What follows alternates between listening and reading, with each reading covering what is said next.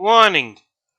This video contains spoilers for Mortal Kombat 11 and contains blood and gore. You have been warned. Hello everybody, I'm chargebladeygo, and today we are going to be discussing what Yugioh Deck would Kitana play from the Mortal Kombat series. Now Kitana is one of my top waifus, so to say, and we are still in the summer of love, so I decided, hey, why not? Also, I'm glad that Liu Kang and Kitana's ship has finally become canon if it wasn't already. Yay! Woo! Forgive me, I'm not that great at fighting games. But at any rate, before we give Kitana a deck, we're going to have to learn about her, discuss about her. So we're going to go over her background. Kitana is the daughter of King Jared and Queen Sindel. King Jared was killed by Shao Kahn when Outworld invaded Edenia. That's a realm, by the way. Worlds are called realms in Mortal Kombat, basically. However, we do presume that, well, it was retconned that Queen Sindel actually was pretty much with Shao Kahn and killing King Jared because Sindel thought that King Jared was weak, so she didn't really kill by Shao Kahn. But at any rate, in Mortal Kombat 9, Kitana did eventually find out that Melina was being made in the flesh pits, where she was forbidden to go. Because of this, Kitana was going to get public execution, but Raiden and the gang did manage to beat the crap out of Shao Kahn, well, Liu Kang did. And they did manage to save Kitana with the cost of Shaolin's life. But anyway, past that, jumping in further into Mortal Kombat 9, they revived Sindel. Sindel went to go find Raiden and Gain. She did, but Raiden and Liu Kang wasn't there. So she ended up beating everybody's butt. She also killed Jade Katana. Nightwolf sacrificed himself to kill Sindel. And then after that, Kitana became a Reverend. Mortal Kombat 10. She was a Revenant by Kwai Chin's power. So she was helping Shinnok and him try to defeat the other gods. I'm just giving very brief descriptions, by the way. That ended up failing Mortal Kombat 11 when Kronika decided to bring back warriors from the past, different timeline and whatnot. The original Katana came back, and that original Katana was finally able to kill Shao Kahn. Shao Kahn was dead in Mortal Kombat 9, by the way. But in Mortal Kombat 11, they brought him back through a different timeline. And during the Mortal Kombat 11 story, Kitana was able to kill Shao Kahn and become empress and Kahn of Outworld. Kahn is the leader. Kahn's the leaders of the Outworld, basically. It's a title, basically. You have their first name, like Kitana, then your last name is Kahn, so Kitana Kahn, Empress Kitana. There you go. At the ending of Mortal Kombat 11, the true ending of Mortal Kombat 11, meaning you beat Kronika to the zero, Kitana is there to help you set things straight and whatnot. Well, is there to help Liu Kang set things straight, I should say. So now we got done with her backstory. Combat-wise, she is a fast fighter, assassin type, I believe. She can juggle her enemies pretty well. I'm not that really into the moveset and competitive side of Mortal Kombat, to be honest with you. So if I get this wrong, I apologize. And she does wear blue, obviously. Weapons are steel fans that can go into you and kill you, which is nice. It's always nice. Yeah. Also, if you're wondering what's the difference between the Reverend version and the original version, Reverend versions are weaker than the original. I'm not covering Reverend Kitana, I'm covering Kitana. Just to make that clear. Otherwise, I would have a different deck chosen for her. Before we go any further, I would just like to say, if you're liking the video so far, hit the like button, hit the subscribe button, and hit the notification bell so you know when I upload a video or even go live streaming. This is one of the series I do on my channel as well, and I also did some other ones. If you would like to see, I have a playlist. I will link it down in the description below. And now, here we go. Okay, so Kitana, she is royal. She's not a ninja, so I'm not going to give her ninja. Her main color is blue. We know her backstory quite well. We know that she's kind of a fast fighter and such. And I'm not going to give her the ninja archetype because she's royalty and not a ninja, and I think she's more of an assassin than a ninja, so I'm not going to give her that. So, what I'm going to do is I'm going to give her Marincess. Yep, Marincess. Why? Because, the blue water attribute. Also, they are kind of based off of royalty, I believe. So, there is that as well. Say X Saber maybe, but I'm like, nah, not really. Melodious, nah. I think this is probably the better option. So we're gonna leave. So we're gonna go straight into EDO Pro. Yeah, let's go. Also, the deck is really consistent, so it matches with Katana speed and such. Apparently, I can't use my OBS because of the audio quality, so I have to use something else now. My Elkim. Alright, so let's get into the Marincess. So we have 3 Marincess Blue Tang. If this card is normal summoned or special summoned, you can send 1 Marincess monster from your deck to the graveyard, except, Marincess Blue Tang. If this card is sent to the graveyard, that's material for the Link summon of a water monster. You can evacuate top 3 cards from your deck. Evacuating is basically taking top cards of, well, yeah, in this case, your deck, revealing them, and then if you do, you evacuate. You add one of the cards that are Marincess to your hand. Also shuffle the rest into your deck. So if you got no Marincess, you're shuffling the whole entire thing back into your deck. At least you're getting reshuffle. That's when your starters. You play 3. We also have 3 Marincess Parias. I probably said that wrong. I'm sorry if I butchered these names. If this card is no more special summon, you can special summon 1 Marincess monster from your hand in defense position, except another copy of yourself. During the main phase, except this turn, this card was sent to the graveyard. You can banish this card from your graveyard, then take 1 Marincess spell track card in your graveyard and add that to your hand. That is good. The second effect is kind of slow, but that's alright. Shout out to Crush Card for giving me for putting out a Marincess deck that uses barrier statues to give this like a stun feel, so to say. Shout outs to them. So, the 3 barrier statues of Torment, neither player can special summon monsters except water attribute monsters. That's fine, because all we're going to use is waters, well, except for this one, but that's okay. Triple Marincess Seahorse. You can summon this card from your hand to a zone a Marincess League monster points to. You can only use the effect once per turn this way.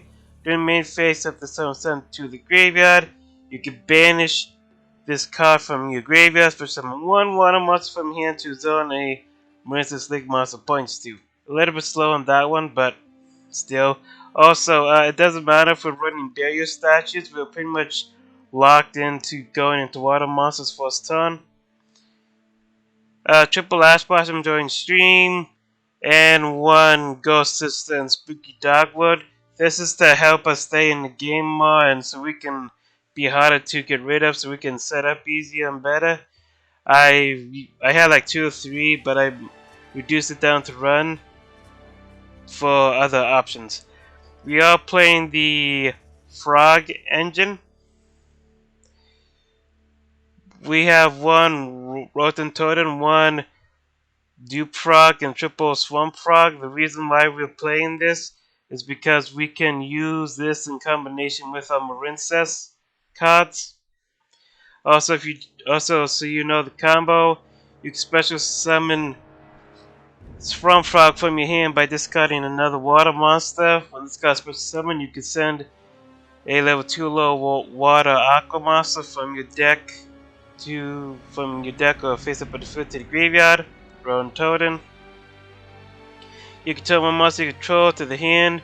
You can normal summon 1 frog monster during your main phase this turn, except Swamp Frog, in addition to your normal summon set. We have Dupe Frog here because our opponent will be forced to attack this if we have this up, so they can't attack our barrier statues, and they can't special summon, so battle-wise it's going to be kind of hard for them to get off with it. I mean, nobody runs that level 4 big over 2,000 attack points beat us. The only way that they'll get over it is with a attack point boost. Okay, and for the last Marissa's costume, Marissa's Mana Drain, I believe it's called. Yeah. If you control 2 more Marissa's monsters while this card is in your hand or graveyard, you can target one water link monster you control, such as this summon this card. You control it to zone that monster points to, but it gets banished. This is good extender for us. We have double part of extravagance. I mean desires. I don't know why I said extravagance. This is to help us draw. And of course, well, I'm not putting 3 in here because even though we're mostly running triples, I don't really care for this one. I think it'll still be okay. Oh, but this is vital. This right here, vital. Triple sign and mining, we can literally search all of them. Marissa's card this way. It's pretty much half of our deck. Almost. Wait, 1, 2, 3, 4, 5, 6, 7, 8, 9, 10, 11, 12, 13, 14. Ah, almost. Well, almost. Well, a good portion of it. Okay, 1 terraforming so we can get Marissa's Battle Ocean. 1 Foolish Barrier for graveyard setup. Moss Reborn. 2 Pinpoint Landing. Again, shout out to Crush card. I didn't know that this card actually exists. Or did I? No, I think I pulled this pack opening once. I think I pulled this out of pack. If exactly one monster special summon from your hand to the field, which will happen, you could draw a card. You can only use this card effect once per turn. That is great. You want like 3 is too much in the deck. 2 is fine, but this can help with the drawing and the consistency. 1 Marissa's Battle Ocean. So this is what this does. All Marissa's monsters you control gain 200 attack. Also, each one gains 600 attack for each Marissa's card equipped to it. Monsters you control any extra monster zone that will link summon using Marissa's Crystal Heart as material are unaffected by opponent's card effects. So the towers. When you link summon a Marissa's monster to the extra monster zone, except during damage step, you can equip up to 3 Marissa's link monsters with different names from your graveyard to their link monster. So in total, they are going to get a 2,000 attack point boost. Because, 6 times 3 is 1,800, then plus 200, 2,000, yeah. Then we have Marissa's Wave. If you control a Marissa's Link monster, attack 1 face-up monster your opponent controls, negate that face-up monster's effect until the end of the turn. Then if you control a Link 2 or higher Marissa's monster, all face-up monsters you currently control are unaffected by your opponent's card effects until the end of this turn. Very nice. If you control a Link 3 or higher Marissa's monster, you can activate this card from your hand. Extra nice! This is a very good card for the deck. And now we're going to go into the side deck. 1 Marissa's Sea Angel. This card just allows us to add a Marissa spell card from our deck to the hand, which is our field spell card. Even though we have this to source, I also use 1 terraforming just in case. We have to, just in case. Ooh, she gets negated. Okay, 2 Marissa's Blue Slug. This is where the Marissa's archetype blocks itself down from other attributes. So any 1 Marissa's monster, nobody runs to level 5. If this card is leak summon, you can target 1 Marissa's monster in your graveyard except Marissa's Blue Slug added to your hand. Also, you cannot special summon monsters for the rest of the turn except water monsters. And we can only link summon this card once per turn. So yeah, and you need this card to pull off the combos, so that's why you're restricted. So Marissa's Crystal Heart, I'll read the effect. You're never going to use its effect probably, because when you go into this, you're immediately going to activate this and then link with this. Okay, so 2 water monsters, unaffected by your opponent's card effects. While this card is in the extra monster zone during the damage step, if this card battles an opponent's monster, that opponent's monster is unaffected by card effects except its own. With this card, your Marissa's Link monster card points to your target for an attack. You can summon Marissa's monster from your hand to the graveyard. For the battle, your monster cannot be destroyed by battle, and you take no damage. That's to protect itself, basically. Okay, but still. Alright, one splash made, two Cyborg monsters. Easy. We can easily do that. You can target one Cyborg monster in your graveyard, special summon it in defense position, but negate its effects. Also, you can special summon monsters rest of turn, except Cyborg. Well, that's okay, because we just want to go into Marincess, and Marincess is all Cyborg. I had a sister's problem right there. Okay. So, Era, the water Chamajampo. This is also helpful with Hulky Fibrax, Goshan Happy Fibrax. Two monsters, including the water one, always treated as a familiar possessed card, yada yada. You can target one water monster and put its graveyard, special summon it to your zone. This card points to if this link summon card struck by battle, or opponent's card effect. While it's in the other's monster zone, you can add one monster with 1500 less defense from your deck to your hand, and you can only use its effect of Era of the Wild Chama Jepta with Baton. That's the majority of our deck, by the way. Two Marincess Cole Ahimon. I'm sorry if I butchered that. Two water monsters, you can target one monster with 1500 or less attack in your graveyard, special summon to your zone. This card points to. Also, you can special summon. You cannot special summon. Oh yeah, the water attribute restricted. Doesn't matter to us. If this card is set for the field to your graveyard, you can target one Marincess card in graveyard, except another copy itself. Add it to your hand, and you can only use each effect this card was per turn. So, Shooting Kotaka. At the start of your battle phase, you can activate this effect. This battle phase, this card can make attacks on your opponent's monsters up to the number of monsters this card only points to, +1. But this turn, when it attacks your opponent's only monster, this card loses 400 attack during that damage calculation. At the end of each battle phase, you can draw monsters equal to the number of monsters this card destroyed by battle this turn. So it's a nice little draw power thing. Will you really use it? No, just there for you if you want it. Okay, now on to the good stuff. Okay, so this card you would want if you have Barrier Statue out. You can target one. Okay, so Marincess Marble Rock. You can target one Marincess card in your graveyard, except itself, another copy of it. Add it to your hand. You can only use this effect of Marincess Marble Rock once per turn. When opponent's monster declares an attack, you can send one Marincess monster from your hand to the graveyard for that battle. The monster cannot be destroyed by battle, and you take no bad damage. So yeah, that's why you will want to try to get this out with Barrier Statue, because even if you normal summon it, just by using her effect, you lose nothing. And they just wasted an attack, and you have a monster in your graveyard that you can probably plus off of. Okay, so I play only one of the Link Flaws, which most people do. Once per battle, during damage calculation, if this card battles a monster, quick effect. Sorry about that.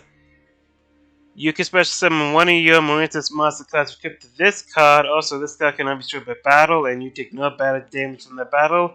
Equip that special summon monster to this card during the end phase. If this card in its owner's possession is destroyed by an opponent's card, I guess by battle card effect, you can special summon one Link 3 or lower Marincess monster from your graveyard. Spicy. And then there's Great Bubble Reef. Once per turn during each standby phase, you can banish one monster from your graveyard or face up on the field. Draw one card. Each time a monster is banished, face up, this card gains 6 attack until the end of the turn. You can send one water monster from your hand to the graveyard, special summon one of your banished Marincess monsters. You can only use each effect once per turn. So she is kind of like a recursion Link, like to help consistency and drawing and get back your stuff. That's what she's good for. Then we have Mekhnite Crusadia Astroman. You will not be able to go into him during the first turn, but later turns you can. Because I don't think you're gonna get into him first turn without her, as she restricts you. So yeah. So 2 monsters are summoned from the extra deck. While this link summon card is on the field, your opponent cannot target this card with card effects. Also, the monsters cannot be targeted for attacks except this one. So if you're able to get this out and then you pull out a berry statue, they have to attack this if they want to get rid of that by battle. And effects. If this card battles a special summon monster quick effect, make this card gain attack equal to that opponent's monster's attack during damage calculation only. Also, if this card is summoned you control is set to your graveyard by an opponent's card, you can shuffle one card on the field into the deck. That is great because that doesn't target in the slightest. Then we have one totally awesome because he's limited. So, 2 level 4, 2 aqua monsters. We got the frog engine for that. So once per turn during the standby phase, you can detach an XYZ material, special summon 1 frog monster from your deck. Once per turn during another player's turn, when you put an active spell, track out a monster effect, you can detach 1 aqua type monster from your hand, or face up. You can send 1 aqua type monster from your hand or face up on the field to the graveyard and get the activation. And if you do destroy that card, then you can send it. Then you can set it to your field. If this card was sent to the graveyard, you can attack 1 monster in your graveyard and add to your hand. So this card just major plus all over the court, just major. That's why he's totally awesome. Okay, so that's it for the deck profile. Let me guys know if you want to see combo videos. I did so last time I did this, which was with Ruby from the show Ruby. So if you want to see that, let me know and I'll add it into each and every episode from here on out. But other than that, this has been the Chargebladeygo signing out. Peace.